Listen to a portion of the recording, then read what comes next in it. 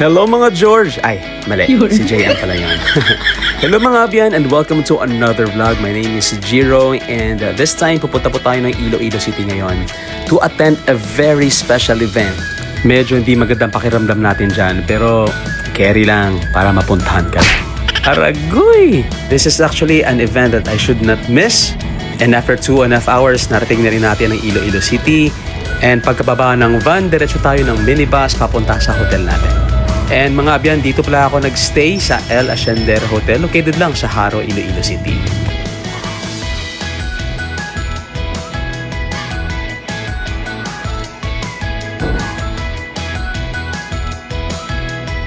Dumating pala ako dyan mga 1:00 na ng hapon at ang event ko 6:00 pa naman. Sobrang antok na ako dyan pero sabi ko kakain muna ako para makainom ako ng medicine. Ang kagandahan kasi guys sa hotel na pinagstayhan ko ay yung location. Malapit lang siya sa Robinson's Haro at malapit din sa puso mo. Aragoy! Very accessible ang lahat at marami din kainan sa paligid. In between lang siya ng Lopez Haina Street at ng Commission Civil kaya very accessible. Good afternoon and welcome back to my vlog. Right now, andito lang ako sa room sa El Ascender Hotel. I always book in this hotel kasi it's very affordable and at the same time, medyo komportable na ako dito. I know the staff already. So every time na pupunta ako ng Iloilo City, dito ako lagi sa El Ascender Hotel. Dito lang yan, sa may Haro, sa tapat lang ng Robinson's Haro. Just for the information, I'm here in Iloilo City right now because I am going to attend the silver anniversary of Lifeline International Health Institute and I will be hosting the event later. So makikita nyo yan mamaya. For the meantime, pahinga muna ako. Sobra ako nagmamadali dyan kasi late ako nagising, napasarap ata ang tulog ko. Sobrang stress na ako dyan kasi 5:30 PM na. 6 PM yung start ng program at wala pa ako sa kalagitnaan ng aking destination. At ito pa, sobrang traffic, grabe.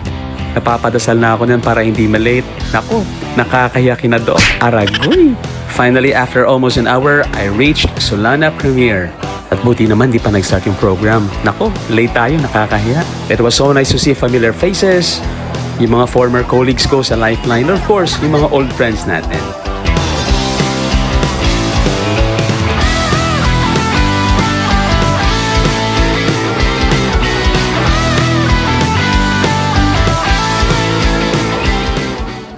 So I am here now at Solana at the venue of the event, the 25th anniversary of Lifeline. So I'll be hosting the event later on. Outfit check muna bago mag-start yung program. You know, feeling pogi.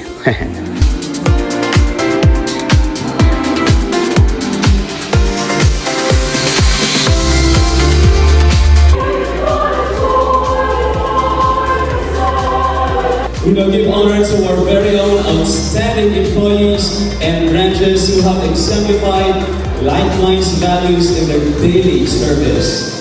Lodi Celis, our very oldest and very loyal. Edwin Lopez, who kept nudging us to open ang caregivers ko, open ang caregivers ko. Bakit ba hindi ko nakilala? Ako'y nalayaman at hindi ngayon ang puso ko. May kapiling na To excellence in technical, vocational education and training. So tonight we gathered to celebrate 25 years of Lifeline Health Institute. We did not fire people, we hired people. We did not reduce service,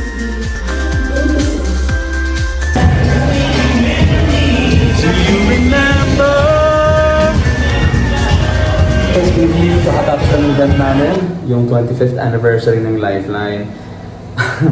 Nag-extend kami ng 2 hours but it's all worth it. It was so much fun and I'm just so grateful to be part of this celebration. And thank you so much to Lifeline, to Ma'am Gat, to Doc Dens, Doc Tin, Nikki, and to Sir Sid also, and to Mama Kao, my partner sa hosting. And thank you so much to everyone. Maraming salamat sa panonood. Until next time. Peace. Bye-bye.